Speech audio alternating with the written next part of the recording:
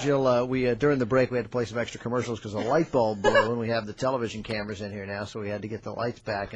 And Ben and I were like, trying to deal with it, and we realized that it would just take us a little while, so a little longer to fix the light bulb, so we asked JR to play one more commercial, but we got it done. We were able to fix it. Yeah, that's right. It's the coffee. Sorry, I panicked. David Jesus tried to fix the light bulb, and seriously, it was like a Jew and a Mexican try to fix a light bulb, and they're frickin' idiots.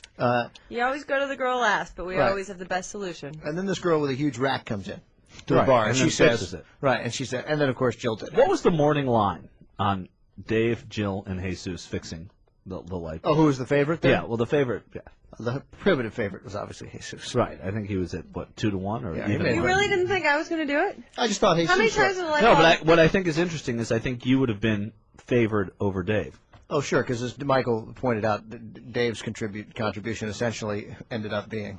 Careful. If you pay attention... Careful not to burn yourself. Yeah, don't burn yourself. It's it's awfully hot. It's awfully hot. Terribly hot. If you pay attention to the dynamic of this crew that we work with, everyone here is a man, except for me. And you know what men can't do? Men can't figure out how to do anything. I mean, for instance, Michael... Yeah. You need to download Yahoo Messenger today. Couldn't figure it out. You know what I had to do? Take the same steps you would have had to figure it out. Jake couldn't book tickets for a flight. I don't know how to fill in these things. Jake didn't know how to do anything. He asked me to do it. You know what I have to do? I have to follow directions. I have to research. I have to figure it out. Nobody can figure out how to do anything. Hey, dude. Dario. That's why men have secretaries. Hey, that's why men have secretaries. That's why men have mothers. That's why men marry their mothers. That's why men get married to women. Hang on, because you guys cannot figure out how to do anything yourself. All right, high five. She called us all men. Yeah, that's nice. Yeah, nice. I'll take it. Yeah. But it's so true. Yeah, I guess. And then you guys have these great ideas that the women sit back and be like, not the best idea. But you guys won't listen to us because we're women. And then you know what?